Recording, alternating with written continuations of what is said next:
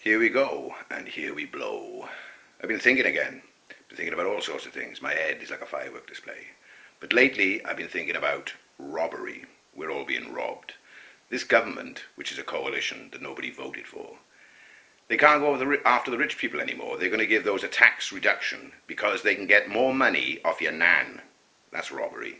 Your nan, that's that lovely lady that looked after you, picked you up from school, went to school, sports day, all those things, cuddled you up on the settee while your folks went out.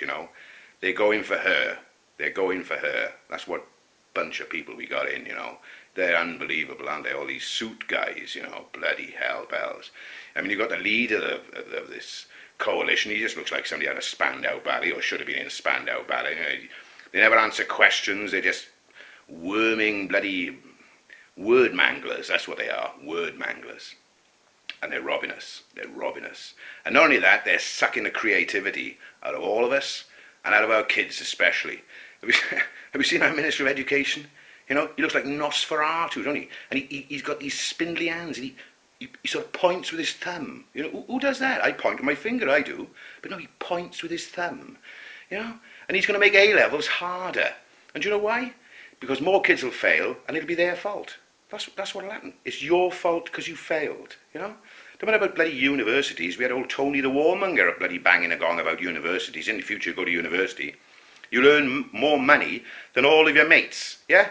And you'll be able to buy a house, invest in a pension, have holidays, all that sort of stuff, bring up kids, yeah, and do better than your mates, Your mates who are still driving around in little hatchbacks with their baseball caps on, listening to boom boxes, and being robbed as well on a fuel, That's another thing, fuel prices are never going to come down. They're never going to come down. And you'd think with all the bloody places in the world we are interfering in, because they got oil, and we get rid of the dictators, and we are run by a bloody committee of dictators. And the answer is, get a little car, like one of those little smart cars, which is like an old Habitat two-seater settee with a fucking engine on the back of it.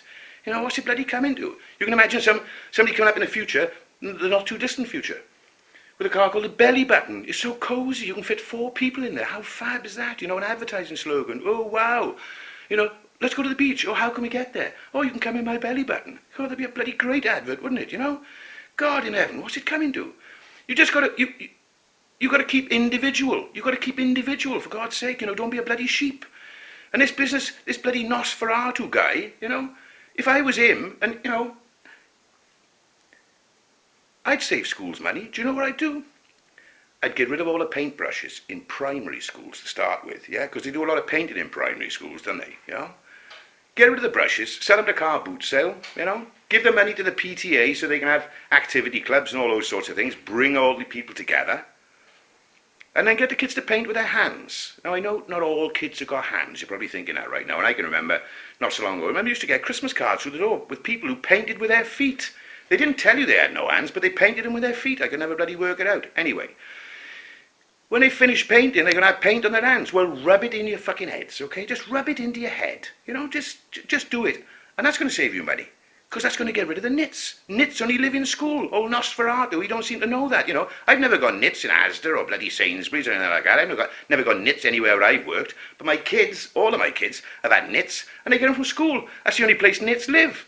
Nits live in school. I don't know where they probably live in the paintbrushes. I think that's what they do. Yeah, they live in the paintbrushes.